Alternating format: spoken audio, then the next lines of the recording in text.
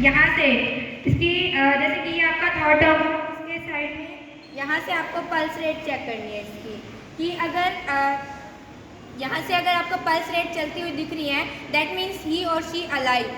और ये आपको कब तक चेक करनी है? 5 to 10 सेकेंड तक आपको ये चेक करनी है।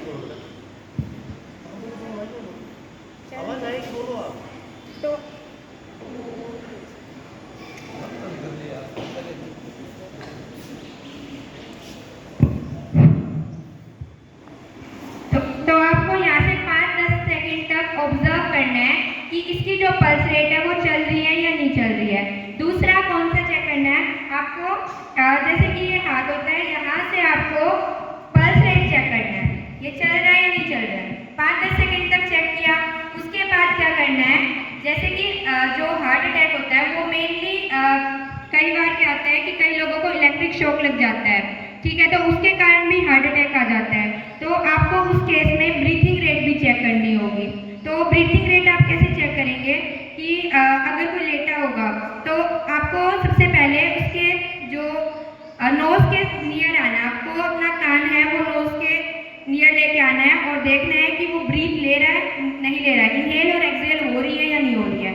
अगर हो रही है तो दैट मीन्स ही और she alive, otherwise not alive. Okay, तो आपको ये पल्स रेट चेक करने के बाद आपको पता लगा है कि वो डेड है, तो उस केस में आप क्या करेंगे वो मैं आपको इस प्रोसेस से करके बताऊंगी कि जैसे कि ये कोई बॉडी है जो कि क्या है, डेड है, तो आपको CPR कैसे देनी है। सबसे पहले मैं बता देती हूँ कि CPR कितनी देर तक देनी होती है। तो CPR में आपको 1 मिनट में 100 से 120 बार कॉम्प्रेशन देनी होती है और हर 30 कॉम्प्रेशन में आपको उसको ब्रीथ प्रोवाइड करनी होती है अपने माउथ से उसके माउथ तक। ओके, अब आप बोलेंगे कि अपने माउथ से क्यों दे, दैट्स नॉट गुड, बट उस टाइम पर आपके पास कोई ऑक्सीजन सिलेंडर वगैरह वो तो प्रेजेंट नहीं होंगे, आपको फर्स्ट एड तो वही होगी कि उसको बचा सके हम लोग। तो उस टाइम पर आप उसको आफ्टर 30 कॉम्प्रेशन ब्रीथ प्रोवाइड करेंगे ताकि जो उसकी लंग्स में एक्सहेल और इनहेल हो सके, ठीक है। एक्सहेल यानी कि जो उसके ब्लड के थ्रू जो ऑक्सीजन है वो ब्लड में एंटर कर जाए और हर ऑर्गन तक वो ऑक्सीजन है वो पहुंच पाए, एंड CO2 एक्सहेल यानी कि वो बाहर निकल पाए। तो मैं इस बॉडी के थ्रू आपको CPR करके बताऊंगी।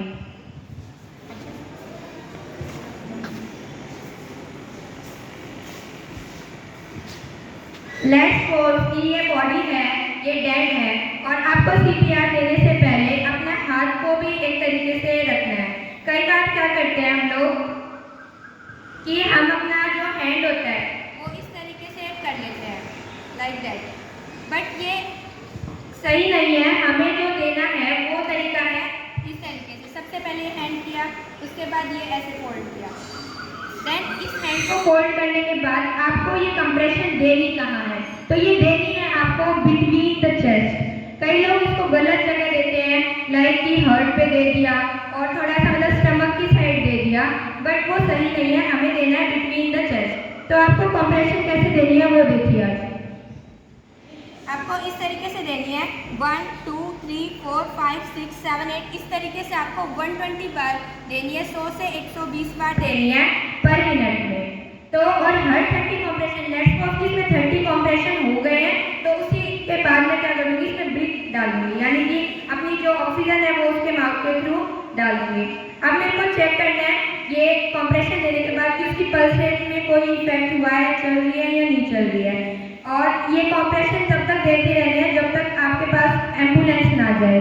देखिए, जब आप CPR दे रहे हैं तो उससे पहले आपको एम्बुलेंस को यानी कि इमरजेंसी कॉल कर देनी है ताकि एम्बुलेंस तुरंत आ जाए, और एम्बुलेंस जब तक ना आए तब तक CPR देते रहना है, और एम्बुलेंस आने के बाद फिर वो उसको रेस्क्यू कर लेंगे, देन आगे उसको डॉक्टर संभाल लेंगे, और बहुत ज़्यादा केस होता है कि वो बच जाए। Okay, thank you so much.